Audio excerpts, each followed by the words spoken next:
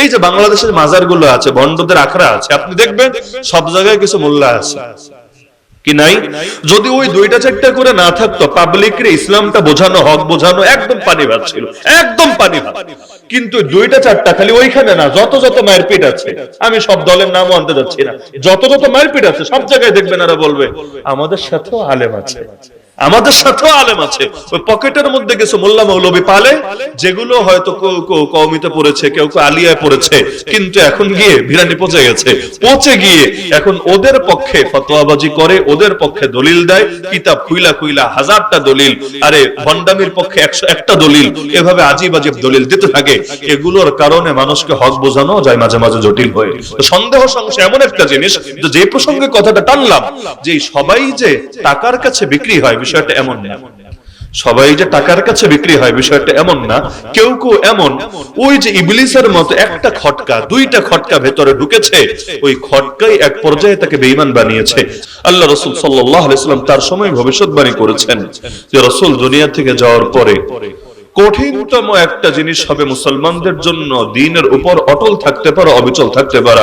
নবীজি বলেন, ইন্না মিন ওয়ারাইকুম আইয়ামাস সাবর, তোমাদের পরে পৃথিবীতে আসতে যাচ্ছে সবরের জামানা। আস-সাবিরু ফীহিন্না আলা দীনিহি কাল কাবিদি আলাল জামর, সেই সময় যারা নিজের দ্বীনের ব্যাপারে সবরের পরিচয় দেবে, তাদের উদাহরণ হবে ওই ব্যক্তির মতো যে নিজের হাতের মধ্যে জ্বলন্ত অঙ্গার ধারণ করে আছে। লিল আমিলি ফীহিন্না মিসলু আজরি 50 রাজুলান মিনকুম, এরপরও সেই ফিতনার জামানায় হকের উপর যারা আমল চালিয়ে যাবে, তাদের এক একজন তোমাদের 50 জনের সমপরিমাণ সওয়াব পাবে। এক সাহাবী অবাক হয়ে বলেন, ইয়া রাসূলুল্লাহ, 50 জন? 50 জনের সওয়াব একজন পাবে? কোন 50 জন? ওই জামানার 50 জনের সওয়াব একজন পাবে, বিষয়টা এমন? নবী বললেন, আরে না, তোমাদের সাহাবীদের 50 জনের সওয়াব আল্লাহ ওই জামানায় একজনকে দিয়ে দিবে। এখন বলবেন, আল্লাহ এত সওয়াব কেন দিবে? কারণ সওয়াব বাড়ে তখন, পরীক্ষা বাড়ে যখন।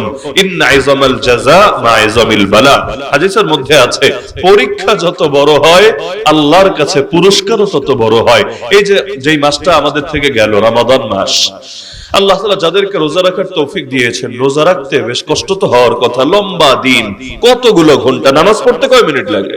10 মিনিট 20 মিনিট, তাই পাবলিক ঠিক মতো পড়তে চায় না। এই যে ফজরের নামাজে কয়জন মুসল্লি আসে, অন্যান্য নামাজেও মুসল্লি যারা আসেও তাদেরও কি হালত দেখবেন, ওই এসেছে এমন টাইমে ইমাম হয়তো রুকুতেই চলে গিয়েছে, কোন রকম দৌড়ে গিয়ে, যদিও দৌড়ে গিয়ে নামাজ ধরা ঠিক না, তারপরও কোন রকম ইমামকে ধরছে, আবার সালাম ফিরাতে দেরি, মসজিদ থেকে বের হতে দেরি। না জুমার দিনে, এই কালকে জুমার দিনে দেখবেন আসবে সবার পরে, বের হবে সবার আগে। কার থেকে কে পরে আসতে পারে আর কার থেকে কে আগে বের হতে পারে, এর জন্য তুমুল প্রতিযোগিতা চলে। মানে মসজিদের মধ্যে যতক্ষণ থাকে, ওই পুরাই খাঁচাই বন্দি পাখির মতো। পাখি যেমন খাঁচার ভেতরে ছটফট করে, আমাদের অনেকের হালত এমন, মসজিদের ভেতরে ছটফট করে যদি না এসি থাকে। এসির আবার একটা ফজিলত আছে, গরমের দিনে এসি হলো মসজিদে 12:30টায় আজান দেওয়ার আগে মসজিদের নিস্তালা যতখানি এসি আছে আর কি ভরে যায়, আলহামদুলিল্লাহ। বাকিটা না ভরলেও এই জায়গাটা ভরে। কেন? বয়ান শোনার টানে না, বয়ান তো শীতকালেও হয়, তো শীতকালে না ভরলো গরমকালে আবার ভরে। কেন? পরে আসলে এসির বাতাস খাওয়া যাবে না, আর 1-2 ঘন্টা এসির বাতাস খেলে মজাই তো আলাদা। কার বাড়িতে এসি আছে, কয়জনের আছে?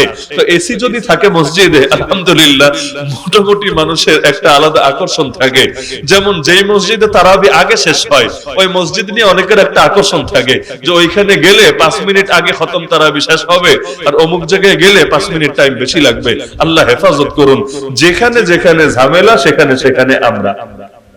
খাঁটি মুসল্লি যদি হতো, মসজিদে এসি থাকলেও হাজির হবে, মসজিদে কিচ্ছু না থাকলে, যদি ফ্যানও না থাকে, কষ্ট হয়, তবুও হাজির হবে। কারণ সম্পর্ক তো তার আল্লাহর সাথে। আর হাদিসে আছে, যার দিল মসজিদের সঙ্গে লাগা থাকে, আল্লাহ হাসরের ময়দানে আরশের ছায়ায় তাকে জায়গা দেবে। রাজুলুন কলবুহু মুআল্লাকুম বিল মাসাজিদ, এই যে ইতিকাফ, ইতিকাফের অন্যতম একটা ফায়দা এটাও যে এর দ্বারা মসজিদের সাথে মহব্বত তৈরি হয়, মসজিদের সাথে দিল লাগে, এবং মসজিদের প্রতি আলাদা এক ধরনের মুগ্ধতা দিলের ভেতরে কাজ করে।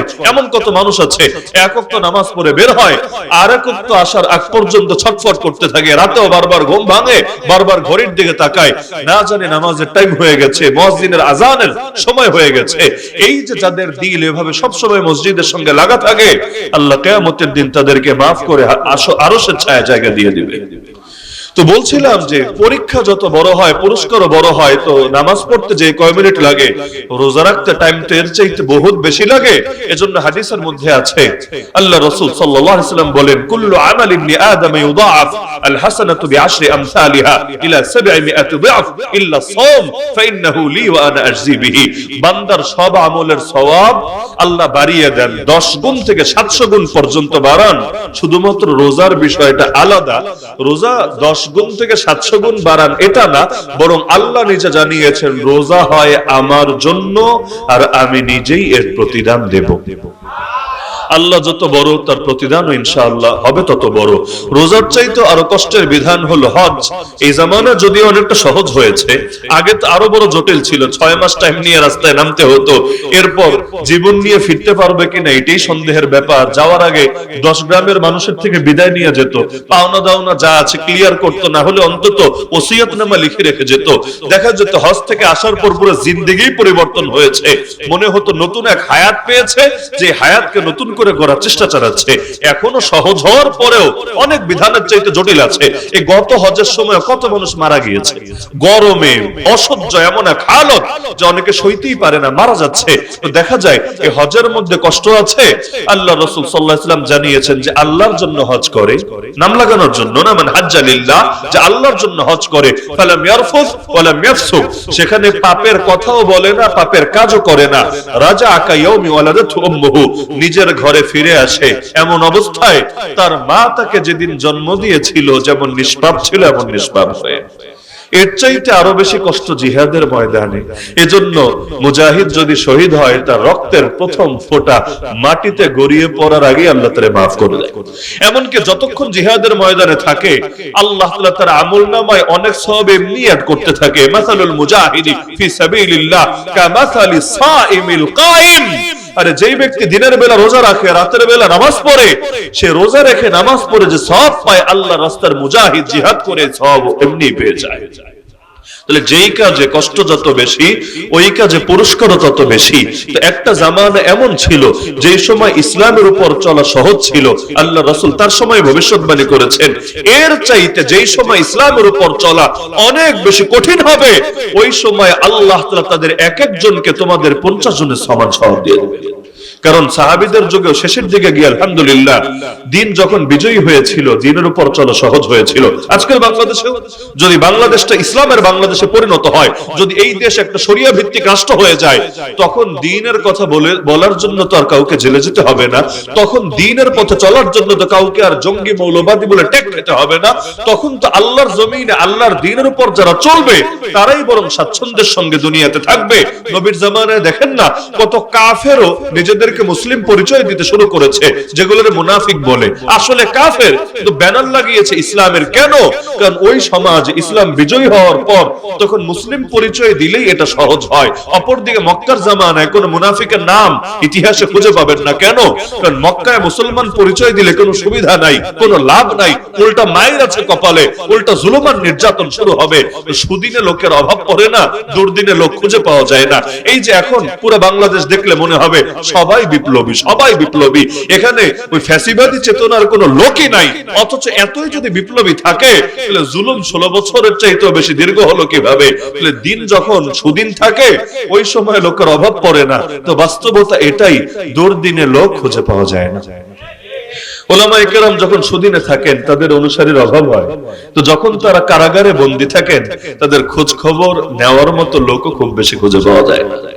আগামীকাল বাংলাদেশে ইসলাম বিজয়ী হোক, তখন দেখবেন সবাই এমন ভাবে কথা বলবে মনে হবে সবই পাক্কা মুজাহিদ, সবই ইসলামের খাঁটি বিপ্লবী সেনা, একটাও কাফের মুশরিকদের আদর্শের ধারক বাহক না, একটাও ওদের চেতনার অধিকারী না। এইটাই দুনিয়ার নিয়ম। আন্নাসু আলা দীনি মুলুকিহিম, মানুষ বিজয়ী শক্তির যেদিকে ওরাও ছোটে সেদিকে ওরা সেই আদর্শ গ্রহণ করে চলে। এজন্য ইমামরা বলতেন আস-সাইফু ইউইনু আলা ফাহমিল হক, তরবারি হক বুঝতে সাহায্য করে। মানে অনেক হক এমন এমনি বুঝে আসে না। যেমন আফগানিস্তানের লোকেরা জঙ্গি না, এই কথাটা বুঝতে আমেরিকার 19 বছর লেগেছে। কয় বছর? 19 বছর। কারণ যখন হামলা চালিয়েছে, জঙ্গিবাদ দমনের নামেই তো হামলা চালিয়েছে। War on terror, war against terror, যে শব্দই বলেন, সন্ত্রাসের বিরুদ্ধে অনন্ত যুদ্ধ, এই শব্দ বলে হামলা চালিয়েছে। যাওয়ার সময়, যাওয়ার আগে তো চুক্তি করে গিয়েছে, তো চুক্তির সময় ক্লিয়ার বলেছে, সরি থুক্কু, আমাদের বুঝতে ভুল হয়েছে, আসলে ওরা জঙ্গি না, ওরা সশস্ত্র স্বাধীনতাকামী বিপ্লবী। তো ওরা যে জঙ্গি না, এটা হোয়াইট হাউস থেকে বিবৃতি দিয়েছে, এরা সশস্ত্র স্বাধীনতাকামী বিপ্লবী। জঙ্গির লগে আবার চুক্তি করে কিভাবে? জঙ্গির লগে যে চুক্তি করে ও তারও বড় জঙ্গি। এখন চুক্তি তো করতে হবে, নিজের ইজ্জত তো বাঁচাতে হবে, এজন্য লাস্টে এসে থুক্কু দিয়েছে। কিন্তু এই থুক্কুটা দিতে 19 বছর লেগেছে। কেন? কারণ বাংলায় বলে মায়ের উপর ওষুধ নাই।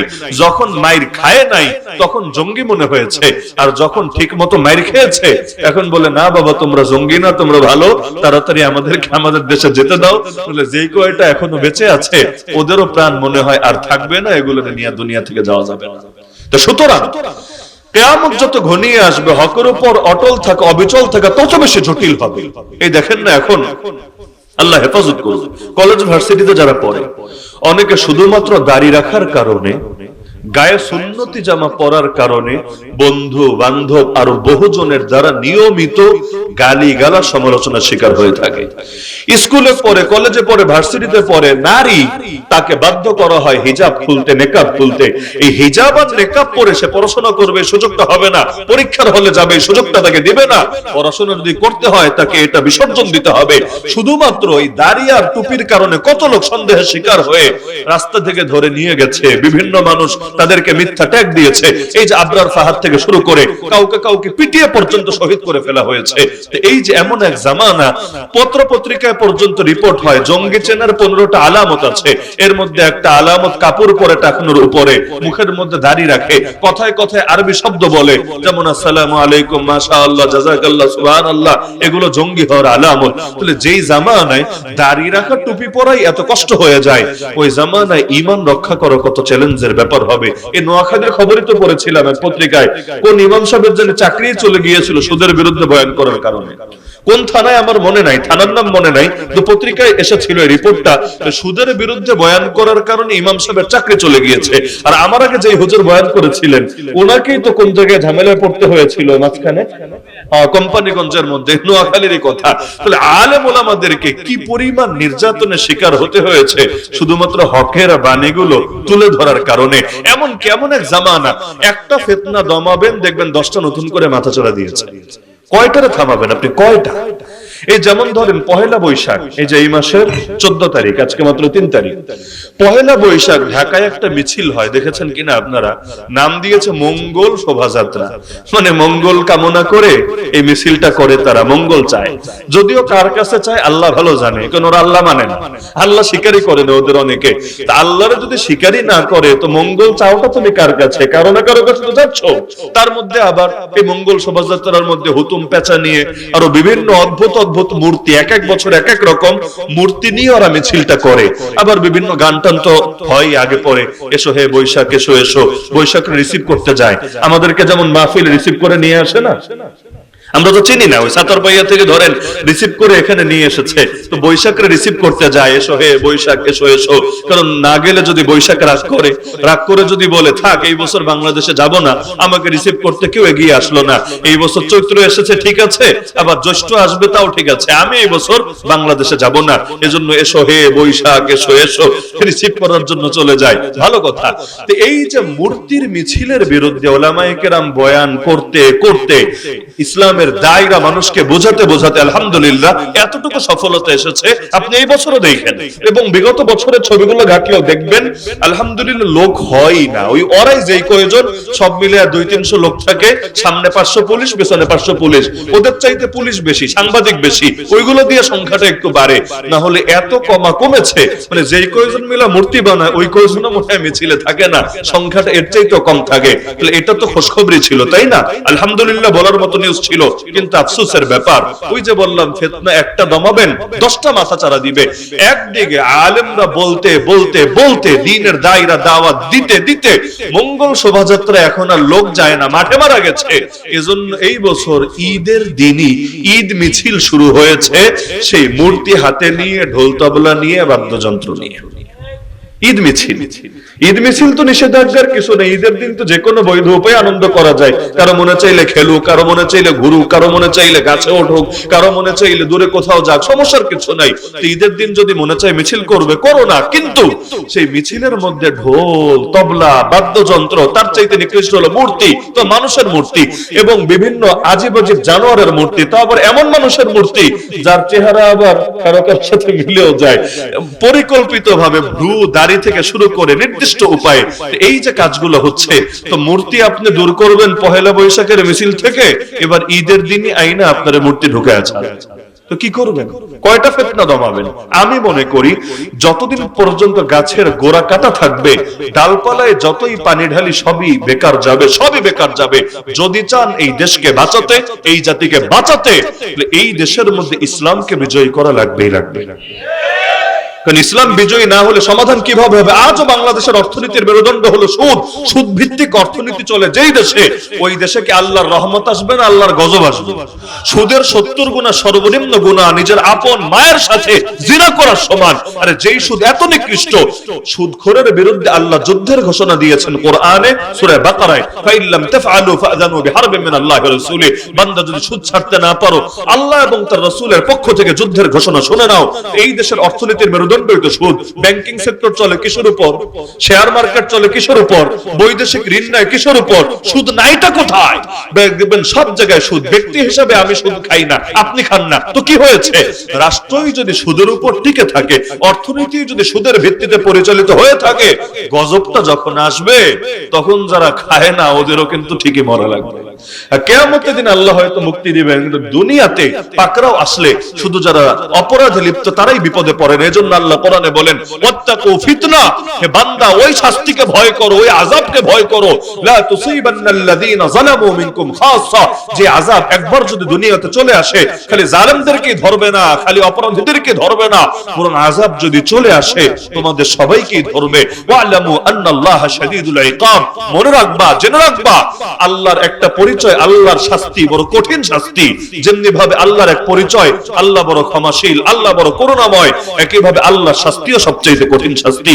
এই যে বাংলাদেশে বেশ্যাখানা চলে নাকি চলে না? লাইসেন্স দিয়ে কি করবে না?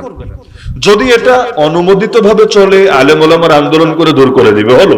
কিন্তু লাইসেন্স নিয়ে যে বেশ্যাখানাগুলো চলে, যেগুলোতে জিনা চলে, ধর্ষণ চলে, এগুলো তো চলেই, মাদকও চলে, জুয়াও চলে, প্রতিটা পতিতালয়ের মধ্যে এগুলো স্বাভাবিক বিষয়।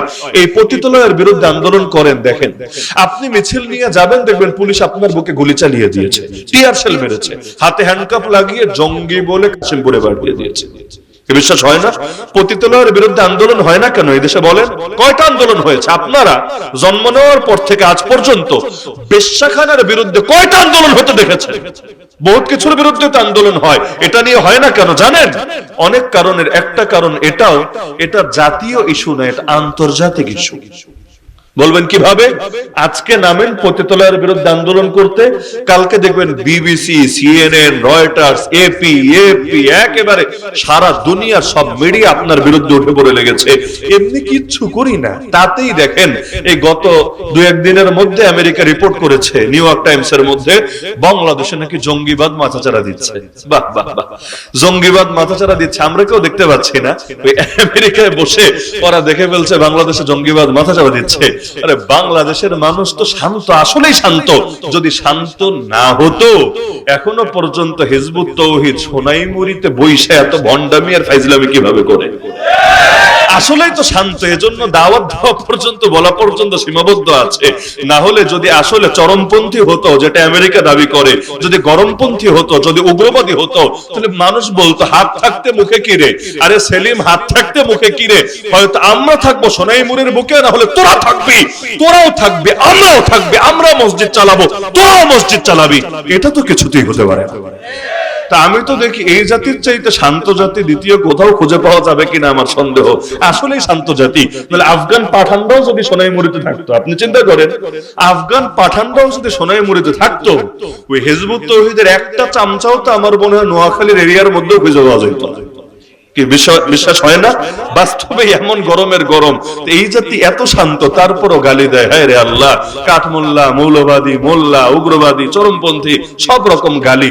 এমনকি জঙ্গি গালিতে হুজুরদের জন্য বরাদ্দ, দ্বিতীয় কাউরে জঙ্গি বলে না। এই যে নরেন্দ্র মোদীর চাইতে বড় জঙ্গি কে আছে বলেন আমারে? ধর্মের নামে মানুষ মারলে নাকি জঙ্গিবাদ বলে, ভালো কথা। তো বিজেপি আরএসএস যেই পরিমাণ মানুষ মেরেছে ধর্মের নামে, গরু রক্ষার নামে, দেবতা রক্ষার নামে কত মানুষকে মেরেছে। এখানে মানুষই তো পারে না। বাবরি মসজিদকে শহীদ করেছে, কাশ্মীরের মধ্যে রক্তের বন্যা বয়ে দিয়েছে, দারুণ দেওবন্দকে পর্যন্ত ব্ল্যাক লিস্টের অন্তর্ভুক্ত করেছে। এমনকি এখন সর্বশেষে ওয়াকফ বিলের নামে মুসলমানদের সব যা কিছু আছে, মসজিদ মাদ্রাসা নিরাপত্তা, ওইটারও বরবাদ করতে চাচ্ছে। এমনকি আওরঙ্গজেব আলমগীর এত আগের বাদশা শুয়ে আছে কবরে, তার কবরে পর্যন্ত হামলা চালানোর চেষ্টা চালাচ্ছে। এমনকি সে আজমির শরীফকে পর্যন্ত বোমা মেরে উড়িয়ে দেওয়ার হুমকি পর্যন্ত দিচ্ছে। এগুলো যদি জঙ্গিবাদ না হয়, জঙ্গিবাদ কারে বলে? কিন্তু একটা হিন্দুত্ববাদীর নামের আগে জঙ্গি বলবে, একটা নাস্তিক, বাংলাদেশের নাস্তিকদের চাইতে বেশি উগ্র কে আছে? এই তসলিমা নাসরিন এবং এইরকম নারীবাদী যেগুলো আছে, ওদের চাইতে বেশি উস্কানিদাতা কে আছে? যাদের প্রতিটা কথায় উস্কানি থাকে, প্রতিটা কথা উস্কানি থাকে। তো ওদেরকে উস্কানিদাতা বলবে না, ওদেরকে উগ্রবাদী বলবে না, শাহবাগীদেরকে কখনোই জঙ্গিবাদী বা উস্কানিদাতা আখ্যায়িত করবে না। সব গালি বরাদ্দ খালি দাড়ি টুপিওয়ালাদের জন্য। কি বিশ্বাস হয় না? বাংলাদেশে রাজনীতির নামে কয়টা খুনোখুনি হয়েছে? এই যে গণতান্ত্রিক রাজনীতি যেগুলো আছে, এই রাজনীতির নামে কয়টা খুনোখুনি হয়েছে, আর এই দাড়ি টুপিওয়ালারা কয়টা মানুষরা মেরেছে? আমার একটা হিসাব করে বলেন দেখি। তাহলে যদি ওই আদর্শের নামে মারামারি করাটাই জঙ্গিবাদ হয়, তাহলে এই দেশের বড় বড় রাজনৈতিক দল যেগুলো আছে, ওইগুলোর না সবার আগে জঙ্গি বলতে হবে। কারণ এদের প্রত্যেকের হাত হাজার হাজার মানুষের রক্ত রঞ্জিত হয়ে আছে। এই যে বাংলাদেশের মানুষ, এক দেশের মানুষ ঐক্যবদ্ধ হতে পারে না এদের কারণে। কারণ রাজনীতির ব্যানারে ঐক্য, রাজনীতির ব্যানারে বিভক্তি। এরা জাতিকে বাংলাদেশি পরিচয়, মুসলিম পরিচয় তো নাই, বাংলাদেশি পরিচয় ঐক্যবদ্ধ হতে দিবে না। পক্ষে থাকলে ভালো, আর বিপক্ষে গেলেই তখন বন্ধু আপনি। যতক্ষণ পা চাটবেন সঙ্গী, আর যেই মাত্র হক কথা বলবেন সঙ্গে সঙ্গে জঙ্গি। এগুলো কি অবিশ্বাস হচ্ছে নাকি আপনার? আল্লাহ হেফাজত করুন, আল্লাহ আমাদেরকে রক্ষা করুন। সুতরাং আমি মনে করি ওই ইস্যু টিস্যু দিয়ে কিচ্ছু হবে না। যতদিন পর্যন্ত এই জমিনে ইসলামকে বিজয়ী করতে না পারবেন, ততদিন পর্যন্ত শান্তি আসবে না। এই যে বেশ্যাখানা, এগুলোর কারণে আল্লাহর গজব আসে নাকি আসে না? আমি একটা হাদিস শুধু শুনাই। নবীজি বলেন, লাম তাজহারিল ফাহিশাতু ফি কওমিন কাত্তু হাত্তা ইউলিনু বিহা। কোন জাতির মধ্যে যদি অশ্লীলতা প্রকাশ্যে ছড়িয়ে যায়, বাংলাদেশে তো অশ্লীলতা এখন আর গোপনে হয় না, নাটকে, সিনেমায়, গান বাজনায়, সব জায়গায় এই অশ্লীলতা যদি প্রকাশ্যে ছড়া যায় এমন ভাবে যে তারা ঘোষণা দিয়ে দিয়ে পালন করে, তাহলে কি হবে? আল্লাহর রাসূল সাল্লাল্লাহু আলাইহি ওয়াসাল্লাম বলেন, ইল্লা ফাশা ফীহিম আত-তাউন ওয়াল আওজা। তাদের মধ্যে দুইটা গজব ছড়াবে। একটার নাম হলো দুর্ভিক্ষ, দ্বিতীয়টার নাম হলো মহামারী। এমন সব মহামারী আর এমন সব দুর্ভিক্ষ আসবে, আল্লাতী লাম তাকুন মাদাত মিন আসলাফিহিম আল্লাযীনা মাদাউ ক্বাবল। তাদের পূর্বে যারা দুনিয়া থেকে চলে গেছে, এদের মধ্যে যেগুলোর নামই ছিল না, যেমন এইডস, যেমন করোনা, যেমন আরো কত কিছু বের হচ্ছে, এগুলো পূর্বে অস্তিত্বই ছিল না, কিন্তু এখন ধীরে ধীরে দুনিয়ার মধ্যে ছড়াচ্ছে। আল্লাহ রাসূলই বলেছেন, অশ্লীলতা, বেহায়াপনা, বেলাল্লাপনা যেই জাতির ভেতর প্রকাশ্যে ছড়াবে, সেই জাতির ভেতর এমন নতুন নতুন রোগ আর মহামারী আর দুর্ভিক্ষ একের পর এক আসতেই থাকবে। তো যেই হারে করোনার ভ্যাকসিন খোঁজে, ওই হারে এই মহামারী গুলো কেন আসে এটা নিয়ে যদি ফিকির করত আর সেই দরজা বন্ধ করত, তাহলে জাতি আরো অনেক ভালো থাকতে পারত। তাহলে এক কথায় ইস্তেকামত বড় জটিল হবে, কিয়ামত যত ঘনিয়ে আসবে হকের উপর টিকে থাকা বড় জটিল হবে। অথচ আল্লাহ রাসূল সাল্লাল্লাহু আলাইহি ওয়াসাল্লাম এটার ব্যাপারে এমন গুরুত্ব দিয়েছেন হাদিসেও, এবং আল্লাহ এত গুরুত্ব দিয়েছেন কোরআনেও। যেমন রাসূলুল্লাহ সাল্লাল্লাহু আলাইহি ওয়াসাল্লামের কাছে এক লোক এসে বলল, এক সাহাবী, ইয়া রাসূলুল্লাহ, আমাকে নসিহত করেন, উপদেশ দেন। নবী বললেন, কুল আমানতু বিল্লাহি সুম্মা ইসতাকিম। বেশি রাত হয়ে গেছে নাকি? ক্ষুধা বেশি লেগেছে আপনাদের? কুল আমানতু বিল্লাহি সুম্মা ইসতাকিম। নবী তাকে বললেন যে তুমি বলো ঈমান এনেছি আল্লাহর উপর এবং এর উপর অটল থাকো। ব্যাস নসিহত। নবীর কাছে নসিহত চেয়েছে, নবী বড়সড় নসিহত করলেন না, সকালে এটা করো, বিকালে এটা করো, আরো মাসিক এটা করো, সাপ্তাহিক এইটা করো। এক বাক্যে বলে দিলেন তুমি বলবা ঈমান আনলাম আল্লাহর উপর, মানে কালেমা পড়বা, এরপর তুমি এর উপর অটল থাকবা, অবিচল থাকবা। আল্লাহ কোরআনে বলেন যারা বলে আমাদের রব আল্লাহ এবং এর উপর অটল থাকে, অবিচল থাকে, ফালা খাউফুন আলাইহিম ওয়ালা হুম ইয়াহজানুন, তাদের কোনো ভয়ও নাই, তারা দুঃখিত হবে না। আমরা এখানে যারা আছি সবাই হকের উপর অটল এবং অবিচল থাকতে চাই কি না? আরে চাই কি না? এর জন্য দুই ধরনের কাজ করতে হবে। এক হলো আল্লাহর কাছ থেকে কবুল করে নিতে হবে, বিশেষ করে দোয়ার মাধ্যমে। রব্বানা লা তুজিগ কুলুবানা বাদা ইয হাদাইতানা, হে আল্লাহ একবার হেদায়েত দেওয়ার পরে দিলটাকে আর বাঁকা বানায় দিয়েন না, বক্র পথে দিয়েন না। ওয়াহাব লানা মিন লাদুনকা রাহমা, আপনার পক্ষ থেকে দয়া দান করেন। ইন্নাকা আনতাল ওয়াহ্হাব, আপনিই তো একমাত্র দাতা, শেষ ভালো যার, সব ভালো তার। যতদিন পর্যন্ত ঈমান নিয়ে মরতে পারবেন না ততদিন পর্যন্ত জান্নাতের ব্যাপারেও নিশ্চিন্ত হতে পারবেন না। আল আমালু বিল খাওয়াতিম, আমল বিবেচ্য হবে শেষ অবস্থার দ্বারা। আমিও জানি না আমার পরিণতি কি হবে, আপনিও জানেন না আপনার পরিণতি কি হবে। নবীর সাহাবীরা তাদের ঈমান নিয়ে ভয় পেতেন। হানজালা রাদিয়াল্লাহু আনহু ঘটনা কে না জানে, রাস্তায় বের হয়ে গেছেন, নাফাকা হানজালা, নাফাকা হানজালা, আরে হানজালা তো মুনাফিক হয়ে গেছে, হানজালা তো মুনাফিক হয়ে গেছে।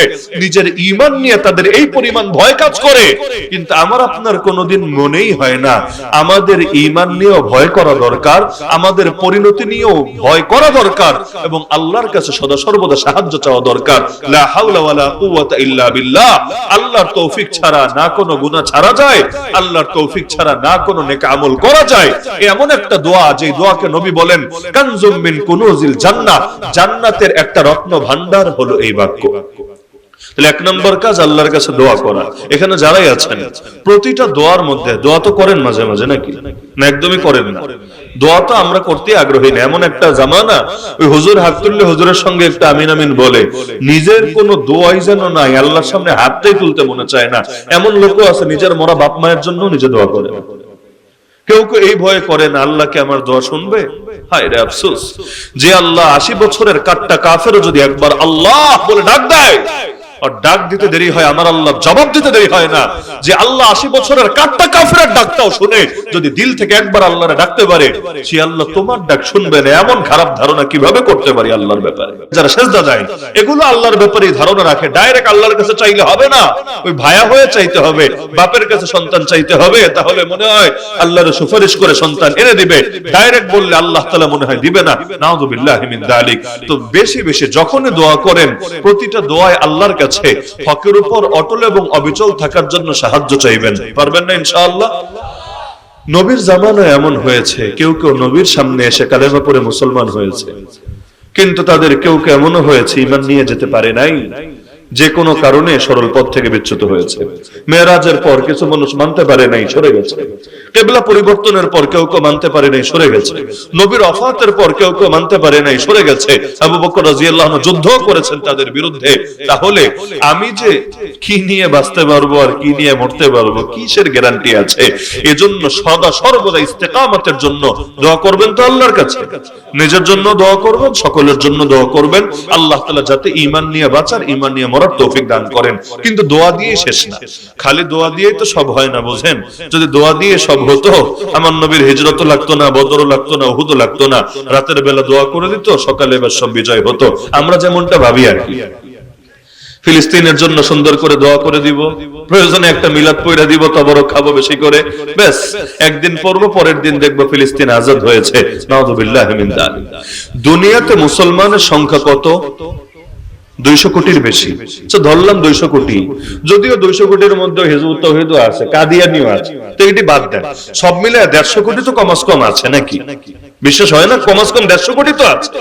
150 কোটি মুসলমান থাকে যেই দুনিয়ায়, ওই দুনিয়ায় 70 বছরের বেশি সময় ধরে মুসলমানদের প্রথম কিবলা ইহুদিদের হাতে কিভাবে দখলে থাকে? 150 কোটি মুসলমান থেকে যেই দুনিয়া, ওই দুনিয়া আল্লাহ এবং তার নবীরে নিয়ে লোকে কিভাবে গালিগালাজ করে। 150 কোটি মুসলমান যেই দুনিয়া থাকে, সেই দুনিয়া একের পর এক, দেশের পর দেশ কিভাবে কাফেরদের দখলে চলে যেতে থাকে। 150 কোটি মুসলমান যেই দুনিয়া থাকে, সেই দুনিয়া ডক্টর আফিয়া সিদ্দিকার মতো নিরপরাধ নারীদেরকে আজও পর্যন্ত আমেরিকার কারাগারে পচে গলে কেন মরা লাগে? কি লাভ এই 150 কোটি মুসলমান থেকে? যে জামানায় মুসলমান কয়েক হাজার ছিল, ওই জামানায় তেমন বেইজ্জতি মাথার উপর চাপে নাই। আর যে জামানায় মুসলমান 150-200 কোটি হয়েছে, ওই জামানায় ইসলামের কেন এই পরিণতি হয়েছে? আচ্ছা, ফিলিস্তিনের সমস্যা সমাধান করতে কি লাগে? লাগেটা কি? বিক্ষোভ দিয়ে, মিছিল দিয়ে, সভা দিয়ে, সমাবেশ দিয়ে, বক্তৃতা দিয়ে, বয়ান দিয়ে যে সমাধান হবে না, এগুলো তো সবাই বুঝে ফেলেছে। বলে বিগত 70 বছরে বহুবার হতো। কিন্তু যেই জাতি দুনিয়ার কোন সভ্যতার ধার ধারে নেই, ইসরায়েল, এই জালেমরা, ওরা কোন নীতি, কোন সভ্যতা, কোন কিছুর তো ধার ধারে না। আরে যারা লক্ষাধিক শিশুকে পর্যন্ত হত্যা করে ফেলেছে, কিসের জঙ্গি নিধন করবে? বড় মানুষ মানলে নয়তো বলতো যে না, এগুলো ওই হামাসের মুজাহিদ, ওদের দুশমনের জন্য টার্গেট করে মেরেছে। এই শিশুরা কোন বাহিনীর সদস্য? এমনকি ঈদের দিন পর্যন্ত, ঈদের নামাজে পর্যন্ত বোমা হামলা করে। আমরা তো রোজাও কাটালাম কত শান্তিতে, ফিলিস্তিনের মুসলমানরা লাশ পাশে নিয়েও ইফতার করতে হয়েছে, রক্তমাখা দস্তরখানে বসেও খাবার খেতে হয়েছে, বোমা আরাঘাতে বিধ্বস্ত মসজিদের ভেতরেও তাদেরকে তারাবির নামাজ আদায় করতে হয়েছে। আমরা শান্তিপূর্ণ পরিবেশ পেয়েও কিছু করি না। আল্লাহর বান্দারা প্রাণটা হাতে নিয়ে শুধু দেখলাম এক লাইলাতুল কদরে, মানে সম্ভাব্য লাইলাতুল কদর 27 রাতেই দেখলাম 1,84,000 মানুষ, সম্ভবত বা সংখ্যাটা 2-1,000 কম বেশি হতে পারে, কিন্তু এই লক্ষাধিক মানুষ মসজিদ আকসায় ঢুকে রবের ইবাদত করেছে। অথচ ওখানেও হামলা চালিয়ে দিতে পারে, অন্তত গ্রেফতার করে তো নিয়ে যেতে পারে। এত এত জুলুম হচ্ছে এই দেশটার উপরে। 57টা নাকি মুসলমানদের দেশ আছে, জানেন না আপনারা? 57টা দেশ আছে। কোনটা দেশ নাকি পারমাণবিক শক্তির অধিকারী হয়ে আছে। ভালো কথা, যেমন পাকিস্তানেরও তো পারমাণবিক আছে, ইরানের মোটামুটি হওয়ার পথে, যদি এখন হয়ে সারে নাই। এরকম দেখবেন কোন দেশ পারমাণবিক শক্তির অধিকারী হয়ে আছে। তো কি হবে ভাই তোমার পারমাণবিক দিয়ে? এগুলো ধুয়ে পানি খাবা? মুসলমানের দুর্দিনে এই 70 বছরের বেশি সময় ধরে, 1948 থেকে আজ 2025, এত লম্বা সময় ধরে এই একটা জাতি তাদের পক্ষেই দাঁড়াতে পারল না, ময়দানে নেমে আসতে পারল না। এখনো ফিলিস্তিনিদের লড়াই ফিলিস্তিনিদেরই করা লাগে, ওদের লড়াই ওদেরই করা লাগে। ভাবটা এমন যেন মসজিদে আকসা মুসলমানদের প্রথম কিবলা রক্ষা করার ঠিকাদারি আল্লাহ ওদেরকে দিয়েছে।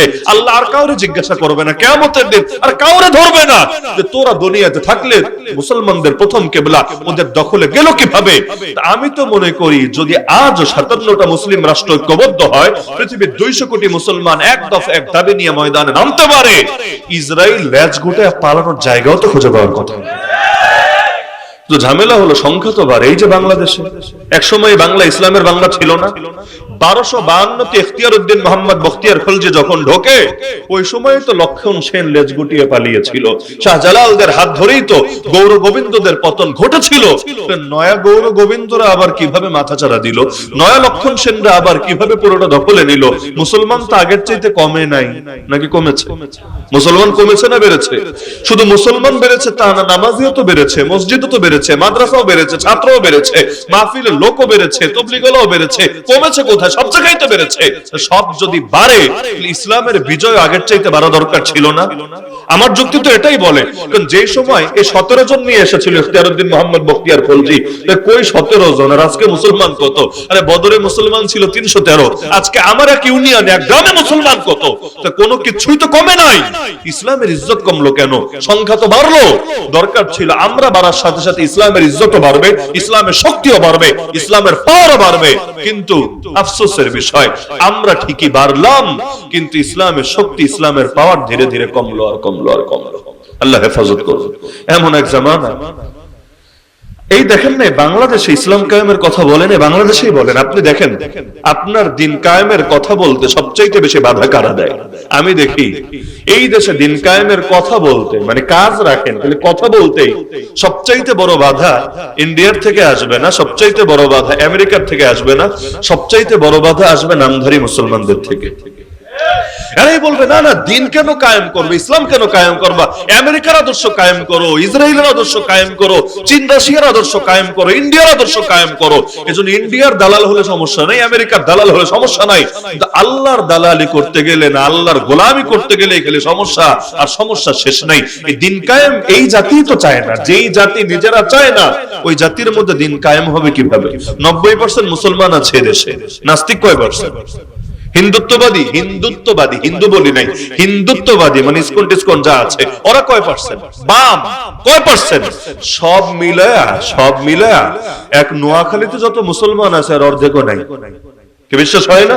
সব মিলা। তাহলে ওরা এত কম হয়েও এত বেশি শক্তি নিয়ে থাকে। মিডিয়া ওদের কথা বলে, সরকারগুলো ওদের কথা শোনে, প্রশাসন ওদের ইশারা ওঠা বসা করে। আর আমরা 90%-এর বেশি, আল্লাহ মাফ করুন, 90%-এর বেশি কিন্তু আজও পর্যন্ত ইসলাম কায়েম হোক এই একটা ব্যাপারেই জাতির একমত করতে পারি নাই। ব্রিটিশ তো আর নাই বাংলাদেশে, তাই না? ব্রিটিশ চলে গেছে 1947-এ, বহু আগে। এখন কি ব্রিটিশ আছে নাকি? নাই। ব্রিটিশ নাই, ব্রিটিশের বাহিনী নাই, তো ব্রিটিশের আদর্শ আজও বাংলাদেশে কারা টিকিয়ে রেখেছে? শুধু বাংলাদেশে না, ইন্ডিয়া, পাকিস্তান, এই পুরো অঞ্চলে ব্রিটিশের আদর্শ আজও কারা টিকিয়ে রেখেছে? আমি তো দেখি এই বাংলাদেশে ওদের আদর্শ এখনো নামধারী মুসলমানরাই টিকিয়ে রেখেছে। ওই ধর্মনিরপেক্ষতাবাদের কথা, ওই ব্রিটিশের কাঠামোর কথা, রাজনীতি ওদের আদলে, অর্থনীতি ওদের আদলে, বিচারাচার ওদের আদলে। এখনো ব্রিটিশ আইন দিয়ে কত বিচার চলে বাংলাদেশে, ব্রিটিশ আইন দিয়ে। এমনকি ওই পুলিশেও কেউ যদি যোগ দেয়, ওরা যে ট্রেনিংটা করাবে ওইটাও সেই ব্রিটিশের ফরম্যাটেই, ওই তরবিয়াতটা ব্রিটিশের আদর্শের আলোকেই দিবে। এই যে ব্রিটিশ ব্রিটিশ ব্রিটিশ, তো ওদেরকে তারা একই লাভ হলো, এখনো যদি ওদের গোলামি করা লাগে। এমনকি ব্রিটিশের ভাষার দাম অনেকের কাছে কোরআনের ভাষার চাইতেও বেশি। এ বাংলাদেশে কয়জন দেখে দেখে কোরআন পড়তে পারে? আরবিটা পারে না। আর আরবি পারাটাকেও খুব বড় কিছু মনে করেন। একজন সুন্দর আরবি বলতে পারে, ওরে অত বেশি দাম দিবেন। আর একজন সুন্দর ইংলিশ বলতে পারে ব্রিটিশের উচ্চারণে, বাহ, বলবে এইটা তো সেই অনেক শিক্ষিত। আরবি পড়লে শিক্ষিত হবে না, কিন্তু ব্রিটিশের ভাষা পড়লে সে হবে শিক্ষিত। চেহারা যদি দাড়ি রাখে, নবীর মতো চেহারা বানায় না, এইটা ওর কাছে উন্নতি হবে না, স্মার্টনেস হবে না। ব্রিটিশের মতো যদি চেহারা বানায়, একদম ক্লিন শেপ, ফোম শেপ করে, বলবে ছেলেটা বড় স্মার্ট, মাশাআল্লাহ, মারহাবা। এগুলো এখনো চলে নাকি? চলে না। কাপড় চোপড়ে, ওঠা বসা, হাসা, সব জায়গায় এখন ওদের আদর্শ টিকিয়ে রেখেছে কারা? ওই নামধারী মুসলমানরা। দিন কায়েমের কথা বলেন, ওই মুসলমানই আপনার নামে গিয়ে থানায় অভিযোগ দিবে। দিন কায়েমের কথা বলেন, ওরাই আপনার জঙ্গি বলে ট্রিট করবে। নাউযুবিল্লাহ মিন যালিক। তো যেই জাতি নিজেরাই ইসলাম চায় না, ওই জাতির মধ্যে কি জিবরিল আমিন এসে ইসলাম বিজয় করে দিয়ে যাবে? আল্লাহ মাফ করুন। সুতরাং 1 নম্বর কাজ তো ছিল আল্লাহর কাছে দোয়া করা। 2 নম্বর কাজ হলো, যদি অটল থাকতে চান হেদায়েতের উপরে, যদি ঈমান নিয়ে বাঁচতে চান, ঈমান নিয়ে মরতে চান, নিজেকে ফিতনা থেকে রক্ষা করা। কি থেকে রক্ষা করা? ফিতনা কি কি? ওই লিস্ট দিতে গেলে রাত শেষ হবে, আর আপনাদের ধৈর্য তো ফুরাবেই, লিস্ট শেষ হবে না। আমি শুধু মূল 2টা শিরোনাম বলবো। জগতে যত ফিতনা আছে সব 2টার যে কোনো একটার মধ্যে ঢুকবে। ফিতনা মোট 2 রকম। একটার নাম ফিতনাতুশ শুবহাত, আর একটার নাম ফিতনাতুশ শাহাওয়াত। শেষ থেকে আগে বলি, ফিতনাতুশ শাহাওয়াত মানে চাহিদার ফিতনা। চাহিদার ফিতনা মানে কি? আমাদের চোখের কিছু চাহিদা আছে না, কানের কিছু চাহিদা আছে না, জিহ্বা, হৃদয়, পেট, লজ্জাস্থান, সবকিছুর কিছু চাহিদা আছে নাকি নাই? এই চাহিদাগুলোর কারণে কিছু ফিতনা হয়। এগুলোকে যদি নিয়ন্ত্রণ না করে, মানুষ গোমরা হয়ে যায়, মানুষ পাপিষ্ঠ হয়ে যায়, মানুষ হেদায়েতের পথ থেকে বিচ্যুত হয়ে যায়। চোখের চাহিদা হলো সুন্দর জিনিস দেখতে চায়, সুন্দর দৃশ্য দেখতে চায়, সুন্দর চেহারা দেখতে চায়। যদি এটাকে নিয়ন্ত্রণ না করে, বরং সামনে দিয়ে যে সুন্দরী হেঁটে যায় তারই দেখতে থাকে, তাহলে হকের উপর অটল থাকতে পারবে, তাই না? কানের চাহিদা হলো ভালো কিছু শুনতে চাওয়া। এখন কানের চাহিদাকে যদি কন্ট্রোল না করে, কান দিয়ে গান শোনে, কান দিয়ে গীবত শোনে, কান দিয়ে খারাপ জিনিস শোনে, তাহলে হতে পারে এই কানই তারে গোমরা করে ছাড়বে। জবানের চাহিদা বলতে থাকা, এখন যদি কন্ট্রোল না করে, মিথ্যা বলে, গীবত করে, গালিগালাজ করে, আরো খারাপ কথাবার্তা বলে, অশ্লীল আলাপ করতে থাকে, হয়তো তার জিহ্বাই তারে জাহান্নামে উপনীত করে ছাড়বে। একই কথা পেট নিয়ে, লজ্জাস্থান নিয়ে। তো প্রতিটা অঙ্গের যে চাহিদা আছে, চাহিদারে তো কন্ট্রোল করা লাগবে। যদি না করে, এখান থেকে এক প্রকার ফিতনা হয়, যে ফিতনা মানুষকে বরবাদ করে ছাড়ে। এই যে যুব সমাজ আছে না, যুব সমাজকে কাফের মুশরিকরা সবচাইতে বেশি ওদের পক্ষে ভিড়াতে পেরেছে শুধুমাত্র এই ফিতনার পথ ধরে।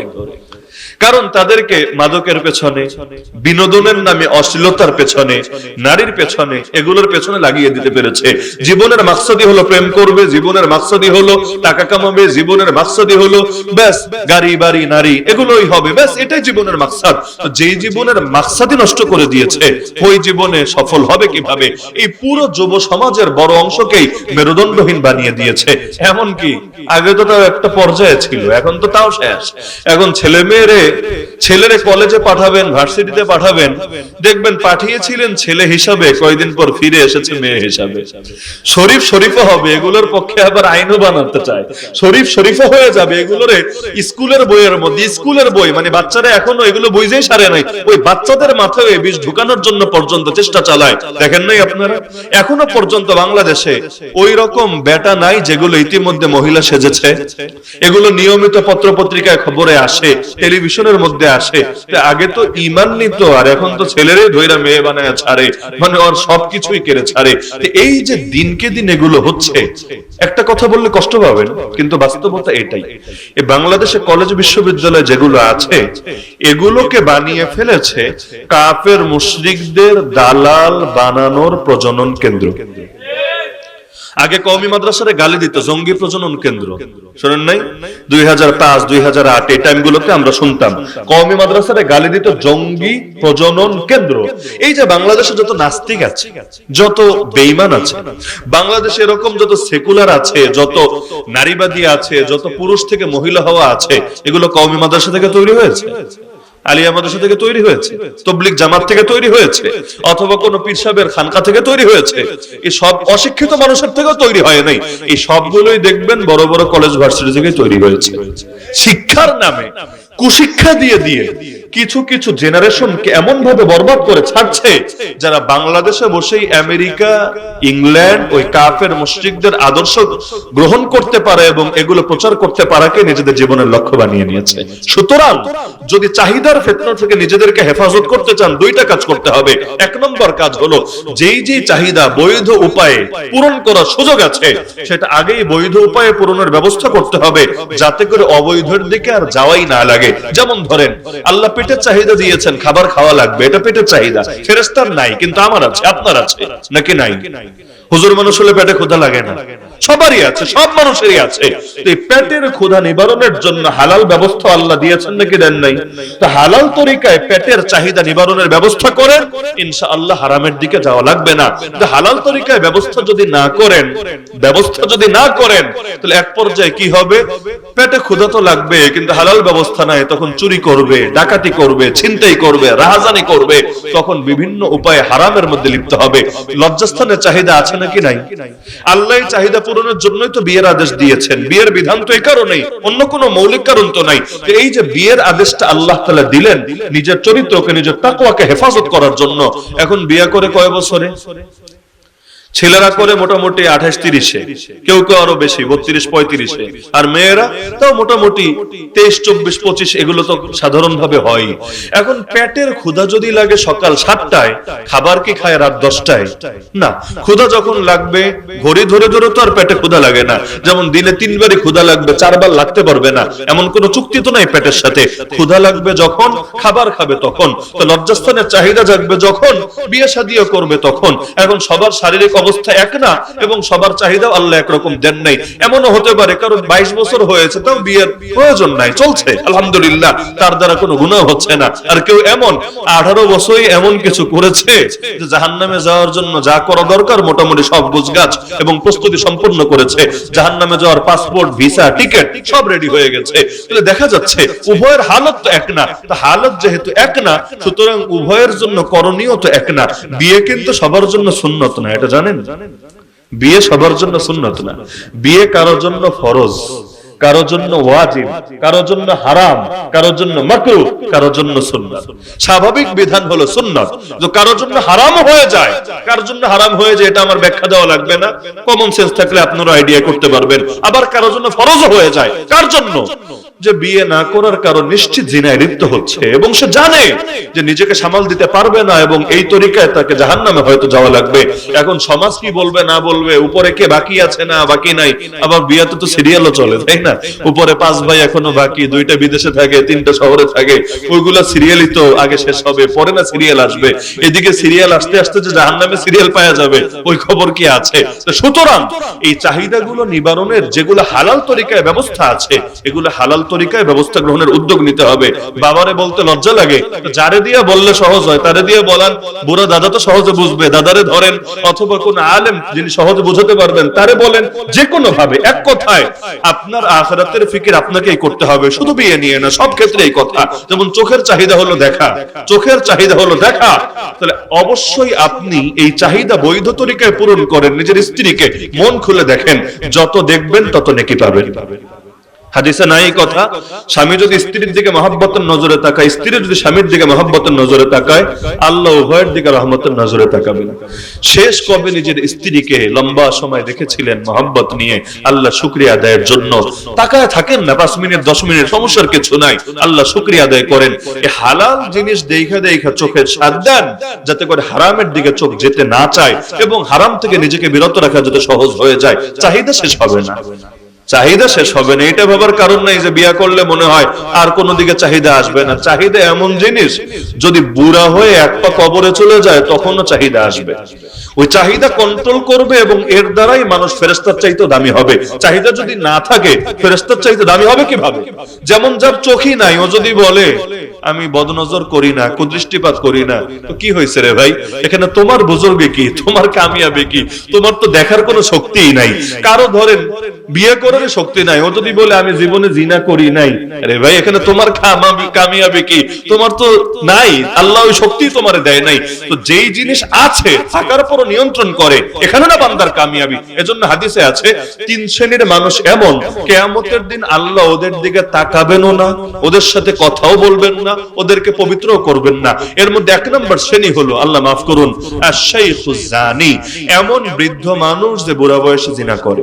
আল্লাহ মাফ করুন, কিয়ামতের দিন আল্লাহ ওর দিকে তাকাবেনও না, কথাও বলবেন না, পবিত্র করবেন না। কেন? কারণ বুড়া বয়সে চাহিদা ছিল, কিন্তু দৈহিক দুর্বলতার কারণে সেটাকে নিয়ন্ত্রণ করা সহজ ছিল, তারপরও নিয়ন্ত্রণ করে নাই।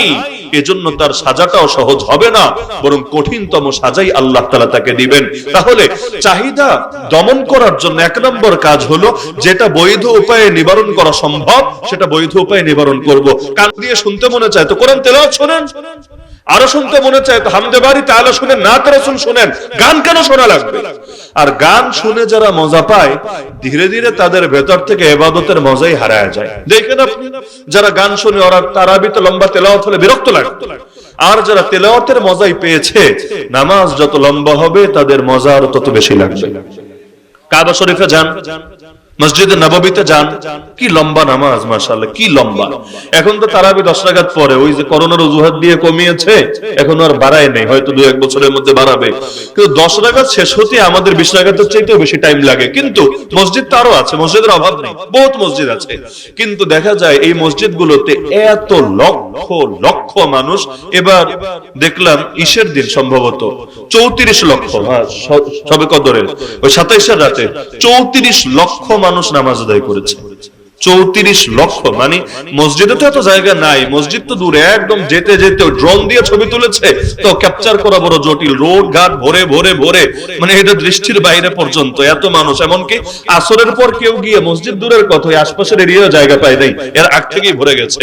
সবার ভেতরে আবেগ থাকে, আর সৌদিয়ানরাও ব্যাপকভাবে যায়, সব বাইরের, বিষয়টা এমন না। তো দেখা যাচ্ছে এই যে মসজিদগুলোতে আমরাও যে কয়েকদিন আল্লাহ তাআলা এই রমজানে থাকার তৌফিক দিলেন, আসরে ঢুকেছি, তারাবি পরে বের হয়েছে। কেন? মসজিদের ভেতরে এছাড়া জায়গা পাওয়া সম্ভব, ওযু ইস্তেনজায় যদি আসি ওই ভেতরে জায়গা পাওয়া সম্ভব না, হয়তো এদিক সেদিক পড়া লাগবে। এজন্য আসরের আগে এমন ভাবে প্রস্তুত হয়ে যে ওযু ইস্তেনজার জন্য যাতে আর যাওয়া না লাগে। তো দেখা যাচ্ছে ইবাদতের মধ্যে আল্লাহ মজা ঢেলে দেন, তো মজা পাওয়ার আগ্রহ তো থাকা লাগবে। ইবাদতে মজা তো আল্লাহ যারে তারে দিবে না, ইবাদতের মজা কিন্তু বিশাল বড় নেয়ামত। যদি ইবাদতে মজা না পাইলো, ইবাদত তো চালায় যেতে হবে। তো আল্লাহ যদি মজা ঢেলে দেন, নামাজে মজা লাগে, জিকিরেও মজা লাগে, রোজা রাখলেও মজা লাগে। আছে এমন মানুষ আছে, আছে। তাহাজ্জুদও ছোটে না, জামাতে নামাজও ছোটে না, প্রয়োজনে বাস থেকে নাইমা যায়, এরপর বাস পাবে কি পাবে না ওই ফিকিরও করে না, কিন্তু আল্লাহর বান্দারা জামাত ছাড়ে না। তো এইটা আল্লাহর নেয়ামত। কিন্তু এই নেয়ামত গুলো 2 শ্রেণীর লোক হারায় ফেলে। 1 নম্বরে যারা চোখ নিয়ন্ত্রণ করে না, আর 2 নম্বরে যারা বেশি বেশি গান শোনে।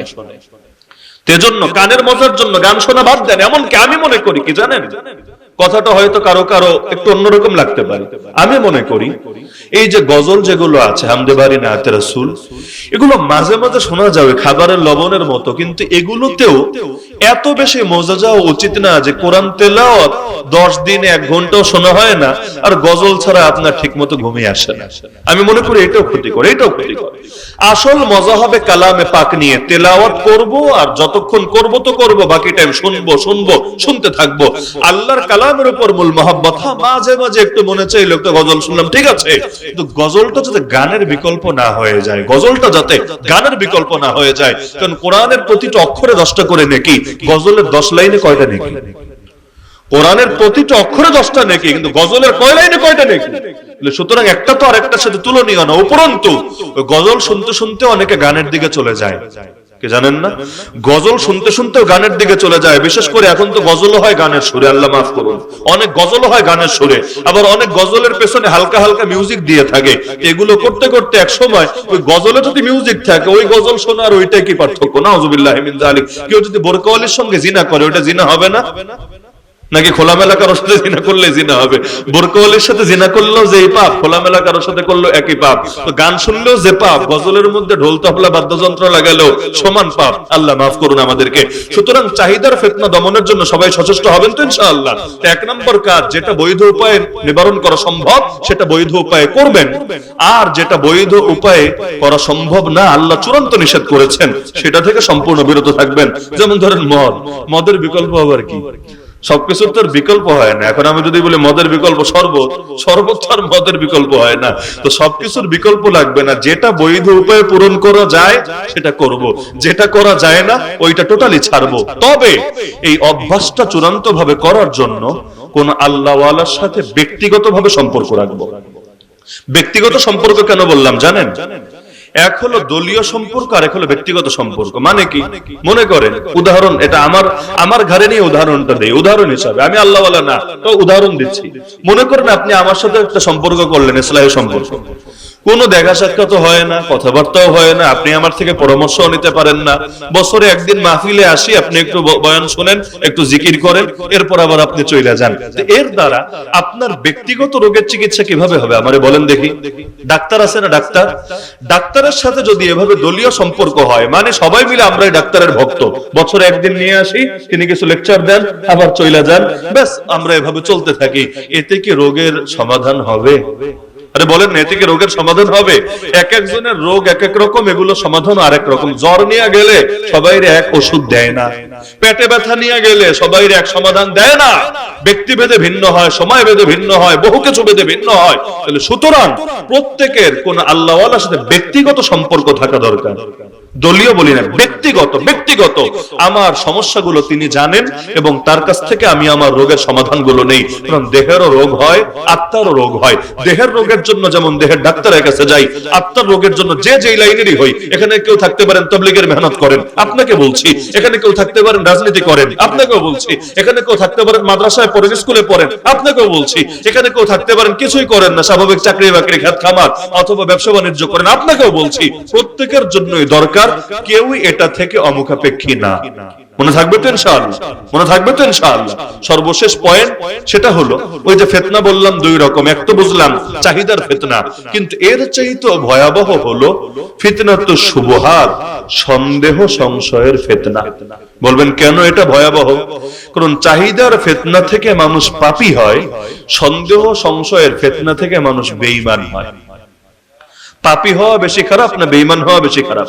যেমন ধরেন ইবলিস চাহিদার ফিতনায় জড়ায় নাই, ইবলিস কুদৃষ্টিপাত করে নাই। ওই যে ওই সময়ের কথা বলছি, যখন সে বিতাড়িত হলো, কুদৃষ্টিপাত করে নাই, জিনাও করে নাই, মদও খায় নাই, চুরিও করে নাই, রাতের বেলা ভোটও করে নাই, সুদও না, ঘুষও না, কিছু না।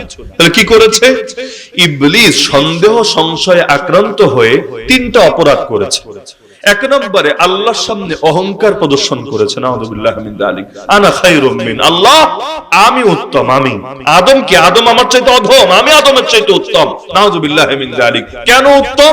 ব্যাখ্যা দিচ্ছে, এটাই তার সংশয়, সে ব্যাখ্যা দিচ্ছে, কারণ আল্লাহ খালাকতানি মিন নারি ওয়া খালাকতাহু মিন তিন, আমারে বানাইলা আগুন দিয়া, ওরে বানাইলা মাটি দিয়া, আমি আগুনের তৈরি হয়ে মাটির তৈরি আদমের সামনে কিভাবে নত হই?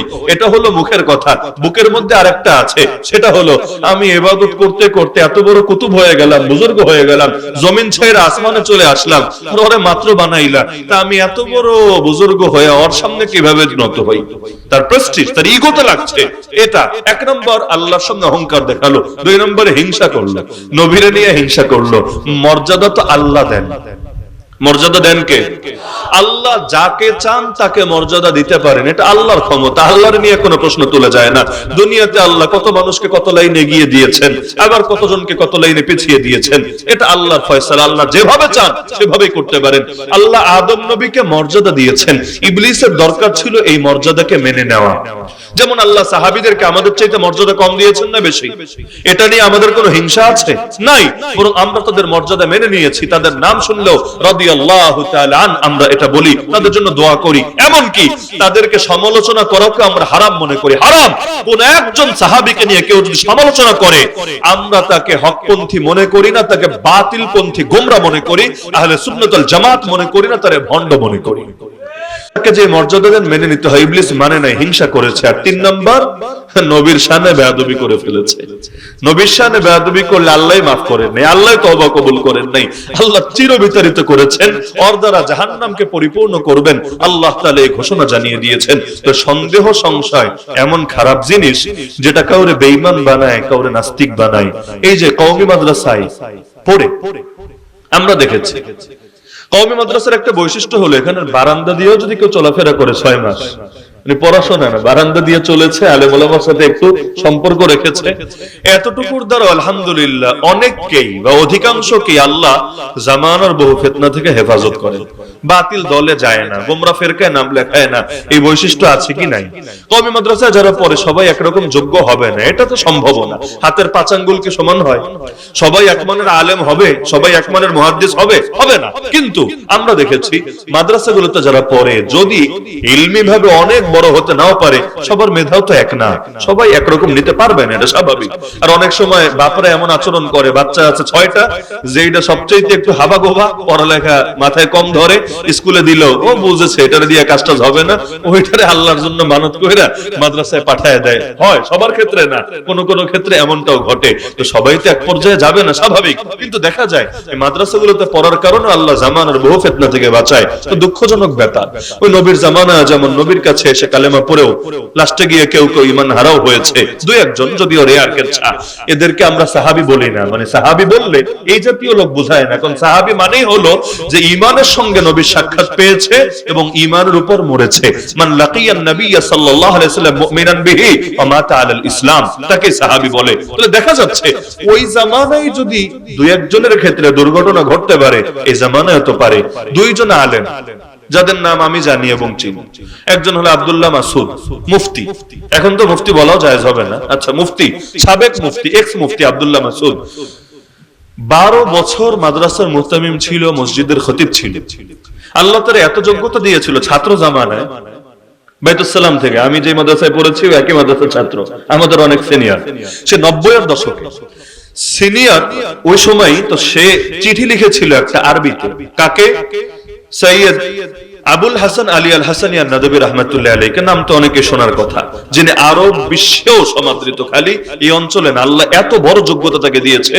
ওই আলেমের কাছে বাংলাদেশ থেকে চিঠি পাঠিয়েছে, তিনি চিঠি দেখে এত খুশি হয়েছেন, নাজাতুল উলামা লখনউ থেকে জবাব পাঠিয়েছেন এবং জবাবে তার চিঠির প্রশংসা করেছেন এবং তার উজ্জ্বল ভবিষ্যৎ কামনা করেছেন। আমি শুধু যোগ্যতা বোঝানোর জন্য উদাহরণটা টানলাম। কিন্তু এখন আল্লাহর বান্দা নাস্তিক হয়ে নাস্তিকদের নেতৃত্ব দিচ্ছে, এমনকি তার ভিডিও তাসলিমা নাসরিনরা পর্যন্ত শেয়ার দিচ্ছে। আল্লাহ মাফ করুন। দ্বিতীয় হলো এই কয়দিন আগে, যদিও এটা নামের আগে মাওলানা লেখে, কিন্তু ঢাকা ফরিদাবাদ মাদ্রাসায় পড়াশোনা করেছে, এখানে তার রেজাল্ট শিট একজন আমাকে দেখালো, ডাব্বা মেরেছে, দাওরায়ে হাদিসে পাসও করে নাই, রাসেব মানে ফেল ছাত্র। তো নামের আগে মাওলানা লিখেছে, ভালো। এই লোক আসাদ নূর, ওই যে নাস্তিক একটা আছে না আসাদ নূর, কুখ্যাত, এই কুখ্যাত নাস্তিকের সঙ্গে লাইভে গিয়ে নাস্তিক হয়েছে এবং প্রকাশ্যে এখন ভিডিও বানিয়ে বানিয়ে নাস্তিকতা প্রচার করছে, অনেককে দাওয়াত দিয়ে দিয়ে নাস্তিকতার দিকে নিয়ে যাচ্ছে। এটা তো বোঝেন যে বিরানি পচলে গন্ধ একটু বেশি হয়। বিরানি পচলে, পান্তা ভাত পচলে যে গন্ধ হয়, বিরানি পচলে গন্ধ একটু বেশি হয়। এই যে বাংলাদেশের মাজার গুলো আছে, ভণ্ডদের আখড়া আছে, আপনি দেখবেন সব জায়গায় কিছু মোল্লা আছে, কি নাই? যদি ওই দুইটা চারটা করে না থাকতো, পাবলিকরে ইসলামটা বোঝানো, হক বোঝানো একদম পানি ভাত ছিল, একদম পানি ভাত।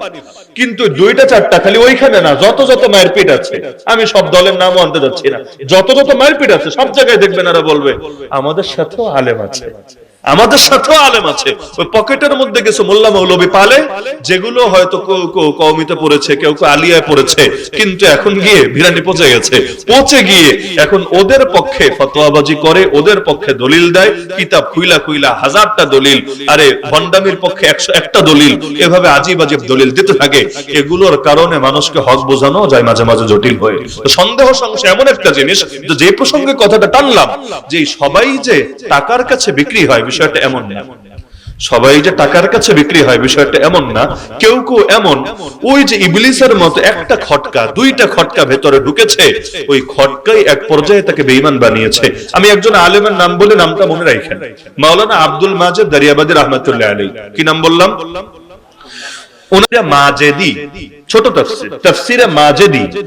কিন্তু একবার যে এই তাফসীর পড়বেন, ভক্ত না হয়ে পারবেন না। আমাদের দেশে তো কিছু তাফসীর একটু বেশি প্রসিদ্ধ, ইবনে কাসির, মারিফুল কোরআন, তাওজিহুল কোরআন ইত্যাদি। কিন্তু তাফসীরে মাজেদি সংক্ষিপ্ত তাফসীর, কিন্তু এমন উন্নত তাফসীর মাশাআল্লাহ, উর্দুতেও পাওয়া যায়, ইংলিশেও পাওয়া যায়। বাংলা অনুবাদ হয়েছে কিনা আমার জানা নাই, থাকলে থাকতে পারে, আমার জানা নাই, আমি দেখি নাই। তাফসীরে মাজেদি, যারা জেনারেল আছেন ইংলিশটা পড়তে পারেন, যারা মাদ্রাসার আছেন উর্দুটা দেখতে পারেন, না পড়লেও কয়েকটা পৃষ্ঠা খালি উল্টায় দেখেন, এলেম কারে বলে। খালি অতীত এলেম না, আদি এলেম তো আছে, জগতের সাথে মিলায়া সমন্বয় করে এমন সুন্দরভাবে কোরআনকে উপস্থাপন করেছেন, সুবহানাল্লাহ। যে কারো চিন্তা পরিবর্তন হতে বাধ্য। কিন্তু যেই জন্য ওনার নামটা আনলাম, উনিও জীবনে মাঝখানে একটা অংশ নাস্তিক ছিলেন। নাস্তিক, শুরুতেও হুজুর মানুষ, লাস্টেও হুজুর মানুষ, কিন্তু মাঝখানে নাস্তিক। কিভাবে? তিনি নিজেই লিখেছেন যে একদিন একটা বই পড়ছিলাম, বই, তাও কার বই? ভালো মানুষের বই না, এক ওরিয়েন্টালিস্ট, প্রাচ্যবিদ, ওই এক কাফেরের বই পড়ছিলাম, ইসলাম নিয়ে লিখেছে ওই বই। কাফেররাও মাঝে মাঝে ইসলাম নিয়ে লেখে না? লেখে। এই জামানায়ও দেখবেন ভিডিও টিডিও বানায় নাস্তিক, 2 দিন আগে হয়তো ভাব ধরেছে, তওবা করছে, এরপর ইসলাম নিয়ে বলতে শুরু করেছে। আমাদের জেনারেল ভাইদেরকে একটা পরামর্শ দিই, আল্লাহর ওয়াস্তে, আল্লাহর ওয়াস্তে, আল্লাহর ওয়াস্তে, ওই রকম সন্দেহযুক্ত কোন ব্যক্তির থেকে দ্বীনি জ্ঞান নিতে সাবধান থাকেন। আজকাল মানুষ ইসলাম শেখে টেলিভিশন থেকে, ইসলাম শেখে ইউটিউব থেকে, ইসলাম শেখে ফেসবুক থেকে, ইসলাম শেখে তারা ওই হলিউড বলিউড থেকে, যার কারণে অনেক কিছু ইসলামের নামে এমন শেখে যার সাথে ইসলামের কোনো সম্পর্কই নেই। আল্লাহ মাফ করুন। এই কাদিয়ানীদেরও বহুত পেজ আছে ফেসবুকের মধ্যে, যেগুলোর ভিউ, কোন কোন ভিডিওর ভিউ মিলিয়ন ক্রস করেছে, মানে 10 লাখের বেশি মানুষ ভিডিও দেখেছে, অথচ ওই ভিডিওর মধ্যে যা বলেছে এটা যদি কেউ বিশ্বাস করে আর ইমানে থাকবে না। কিন্তু পেজের নাম কাদিয়ানী না, নরমাল নাম, সাধারণ নাম, কিন্তু ওই নাম দিয়ে দাওয়াত চালায়া যাচ্ছে। আল্লাহ মাফ করুন, আল্লাহ হেফাজত করুন আমাদেরকে। তো তিনি বলেন, একটা বই পড়ছিলাম, বই পড়তে গিয়ে মাথার মধ্যে কয়টা খটকা ঢুকলো, কিরে ইসলামের মধ্যে তো আসলে এরকম এরকম সমস্যা দেখতে পাচ্ছি। হঠাৎ করে একটা প্রশ্ন তার মাথায় ঢুকলো একটা বই পড়ে। তিনি বলেন, এটা সমাধান আমি পাচ্ছিলাম না। অনেকের কাছে গেলাম, তারাও যে সমাধান দিচ্ছে, দিল ভরছে না। বইপত্র পড়লাম, তাও মন ঠান্ডা হচ্ছে না। তিনি বলেন, এবার ওদের বই আরো বেশি করে পড়তে লাগলাম, ওই কাফের লেখক যারা ইসলাম নিয়ে লেখাশোনা করেছে, প্রাচ্যবিদদের বই পড়তে থাকলাম। তিনি বলেন, বই পড়ছিলাম আর সংশয় আর প্রশ্ন বাড়ছিল, বাড়তে বাড়তে বাড়তে বাড়তে এক পর্যায়ে তিনি ইসলামকেই ছেড়ে দিলেন। প্রথমে হয়েছিলেন সংশয়বাদী, পরে হয়েছেন কট্টর নাস্তিক। যদিও আল্লাহ তাআলা আবার শেষ জীবনে হেদায়েত দান করেছেন এবং এমন জবরদস্ত ভাবে ফিরে এসেছেন, তার ফিরে আসার দ্বারা ফায়দা আরো অনেক হয়েছে। কিভাবে? কারণ ওই জগৎ তো ঘেটে এসেছেন, ওই জগতের দুর্বলতা, নারী নক্ষত্র সব জানা হয়েছে। তো শেষ জীবনে তিনি যা লিখেছেন, এই তাফসীরটাও শেষ জীবনে লেখা, যা লিখেছেন এগুলো এমন মজবুত সোর্স হয়েছে, জেনারেল কেউ পড়লো আলহামদুলিল্লাহ ওই ফিতনাগুলোর ব্যাপারেও সজাগ হতে পারবে। এজন্য আমরা অনেকের পরামর্শ দিই, ভাই তুমি যদি রোগী না হও ওষুধ খাও না, রোগী না হলে ওষুধ খাও না। মানে কি? ওই নাস্তিকতার জবাবে অনেক বই লেখা হয়েছে বাংলাদেশে 2017, 18, 19 এই টাইমগুলো তো ওই বইগুলোর বেস্ট মার্কেট ছিল, বেস্ট সেলার হতো বই। আমি বইয়ের নামগুলো আনতে যাচ্ছি না। অনেক লেখক, ইসলামপন্থী লেখক, তারা নাস্তিকদের জবাব দিয়ে বই লিখেছেন না? ওরকম বই হয়তো আপনাদের প্রত্যেকের ঘরে ঘরেও আছে, আমি নাম আনতে যাচ্ছি না। আমরা এগুলো বলতাম যে যার ভেতরে সংশয় আছে, রোগী তুমি পড়ো, সমস্যা নাই। তো যার ভেতরে এখন ইসলাম নিয়ে ফটকা মটকা জাগে না, তোমার প্রশ্ন শোনার দরকার নেই, জবাবও জানার দরকার। এই যে আমি যে এতক্ষণ আলোচনা করলাম, চাইলে দু একটা উদাহরণ দেওয়া যেত না যে ইসলাম নিয়ে কি কি প্রশ্ন জাগে, কি কি প্রশ্ন জাগে, কিন্তু না, আমি প্রশ্ন মুখে উচ্চারণ করতে রাজি না এই কারণে, যার ভেতরে এখনো প্রশ্ন তৈরি হয় নাই, নতুন করে ওর ভেতরে প্রশ্ন আসারও দরকার নাই। কারণ এই অভ্যাসটা এমন খারাপ অভ্যাস, এক পর্যায়ে হয়তো 2টা প্রশ্নের জবাব বইয়ে পেলেন, 20টা প্রশ্নের জবাব পেলেন, কিন্তু প্রশ্নের অভ্যাস যদি একবার তৈরি হয়, এক পর্যায়ে তখন আল্লাহর নিয়ে পর্যন্ত প্রশ্ন চলে আসে। এজন্য হাদিসে আছে যে তোমাদের কেউ জমিন নিয়ে চিন্তা করে যে আসমান কে বানালো, জমিন কে বানালো, এটাকে বানালো, ওটাকে বানালো, এভাবে হতে হতে এক পর্যায়ে তার ভেতরে চলে আসে মান খালাক আল্লাহ, আল্লাহরে কে বানাইলো। নাউযুবিল্লাহ। নবী বলে এই পর্যায়ে আসলে থেমে যাবা, এই পর্যায়ে আসলে থেমে যাবা, কারণ আল্লাহরে নিয়ে ফিকির করবা না, আল্লাহর নিদর্শন নিয়ে ফিকির করবা। আর যদি এটা আসার পরও সে থেমে যায়, নবী বলেছেন এটা ঈমানের আলামত, কারণ সে আল্লাহর সামনে আত্মসমর্পণ করেছে, নতি স্বীকার করেছে। সুতরাং এই ফিতনায় যাতে না পড়েন, এজন্য আমার সর্বশেষ পরামর্শ আজকে, আগের পরামর্শ তো ছিল কোন আল্লাহওয়ালার সাথে সম্পর্ক রাখবেন আত্মার রোগ থেকে বাঁচার জন্য, কিন্তু এখনের পরামর্শ হলো শুধু আল্লাহওয়ালার সাথেই না, বরং প্রত্যেকে একজন সুযোগ্য আলেমের সাথে। কারণ আল্লাহওয়ালা হলেই সবাই আলেম হয় না, বহুত পীর আছে যে এলেমের ধারে কাছেও নাই, মানে ওই এলেম বলতে যা বোঝায় এগুলো সমাধান দেওয়ার মতো যোগ্যতা তার নাই। সুতরাং প্রত্যেকের একজন আলেমের সাথে, যারা এলেমের উপর আপনার আস্থা হয়, ব্যক্তিগত সম্পর্ক রাখবেন, তার সাথে পরামর্শ করবেন, মাসালা মাসাইলের পরামর্শ। যেমন পীর আপনার আত্মার রোগের ওষুধ দিল, কিন্তু মাসালা মাসাইল কিভাবে বলবে যদি পীর মুফতি না হয়? মুফতি যদি না হয় বানায়াত আর বলতে পারবে না। তাহলে মাসালা মাসাইলের সমাধানও তার থেকে নেবেন। পাশাপাশি ইসলাম নিয়ে যখনই যে প্রশ্ন জাগে, অনেক প্রশ্ন জাগে না মাথার ভেতরে, এটা এমন কেন, ওটা অমন কেন, তাকদীরে সব লেখা থাকলে তাহলে আবার জান্নাত জাহান্নাম কেন, আবার নামাজের আদেশ এই আদেশ কেন, বহুত কিছু আসে মানুষের। যখন যেটা আসে ব্যক্তিগতভাবে তাকে গিয়ে প্রশ্ন করবেন, জিজ্ঞাসা করবেন, তার থেকে জেনে নেবেন। পারবেন না ইনশাআল্লাহ? বিশেষ করে যারা মাদ্রাসায় কখনোই পড়েন নাই, সাধারণ, আমি মনে করি আপনাদের বেশি দরকার কোন একজন আলেম যার সাথে আপনার ব্যক্তিগত সম্পর্ক হবে। ব্যক্তিগত সম্পর্ক বুঝলেন তো? ওই একদিন এসে মাহফিল শুনলে হবে না, ফেসবুকে তারা ফলো করলে হবে না। এই পর্যায়ে সম্পর্ক থাকা লাগবে যে তার সাথে হোয়াটসঅ্যাপেই হোক, সরাসরি হোক, ফোনেই হোক, আপনি নিজের সমস্যাগুলো শেয়ার করতে পারেন, আলোচনা করতে পারেন। এখন বলবেন হুজুর আলেমের কাছে গেলে আলেম কি আমাদের সময় দিবে? আরে ভাই, আলেমরা বসেই আছে তোমাদের সময় দেওয়ার জন্য। একান্ত কেউ যদি মাত্রাতিরিক্ত ব্যস্ত হয়, যদি সময় দিতে নাও পারে, অন্তত ওই ডাক্তার যেমন কোন রোগের চিকিৎসা নিজে করতে না পারলে কি করে, বলে দেয় যে অমুকের কাছে যাও, ইনশাআল্লাহ সে তোমার ট্রিটমেন্ট করে দিবে। কখনো কার্ড দিয়ে দেয়, কখনো সুপারিশ লিখে দেয়, কখনো ফোন করে দেয়। কোন আলেম যদি একান্ত সময় দিতে নাও পারে, যেমন ধরেন আমারে যদি আইসা বিভিন্ন জায়গা থেকে এভাবে 10,000 20,000 মানুষ যদি অনুরোধ করে, কিভাবে সময় দেওয়া সম্ভব যেখানে আমরা স্থির না, সারা বছর ঘোরের উপর দৌড়ের উপর?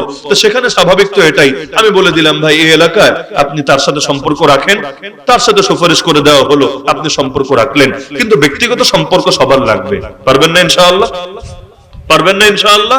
তাহলে এই দুই রকম সম্পর্ক রাখলে আল্লাহ দুই রকম ফিতনা থেকে বাঁচায় দিবেন। আলেমের সাথে সম্পর্ক থাকবে সন্দেহ সংশয়ের ফিতনা থেকে বাঁচার জন্য, আর আল্লাহওয়ালার সাথে সম্পর্ক থাকবে নিজের চাহিদাকে কন্ট্রোল করার জন্য, চাহিদার পাগলা ঘোড়ার গলায় লাগাম লাগানোর জন্য। পারবেন তো ইনশাআল্লাহ? তো পুরো আলোচনার মূল খোলাসা হলো অটল থাকতে হবে, অবিচল থাকতে হবে। শেষ করি এক বুজুর্গের কথা শুনিয়ে। এমনি একটা প্রসিদ্ধ কথা আছে, স্বীকৃত কথা, আল ইস্তিকামা খায়রুম মিন আলফি কারামা, হাজার হাজার কারামতের চাইতে হকের উপর টিকে থাকা হলো বড় বড় কারামত। এক বুজুর্গ, তার কাছে এক মুরিদ 6 মাস থাকলো। 6 মাস থাকার পর বিদায় নিতে এসেছে, হুজুর আর ভালো লাগে না, বাড়ি যাবো। আচ্ছা কেন বাড়ি যাবো? হুজুর সত্যি কথা বলে ফেলি, আসলে আমি আপনারে বড় আল্লাহওয়ালা মনে করেছিলাম, বড় পিসা, বড় বুজুর্গ মনে করেছিলাম, কিন্তু এই পুরো 6 মাসে একদিনও কোনো কেরামতি দেখলাম না। দেখলাম না আসমানে ওড়েন, অথবা পানির উপর দিয়ে হাঁটেন, অথবা আগুনের মধ্যে গিয়ে শুয়ে আছেন, কিছুই তো দেখলাম না। সব তো স্বাভাবিকই দেখি। কি হুজুর হইলেন আপনি, 6 মাসেও কোনো বেলকি দেখাইতে পারলেন না, কেরামতি দেখাইতে পারলেন না, তা আপনার কাছে আর থেকে কি লাভ, অন্য কাউরে খুঁজি।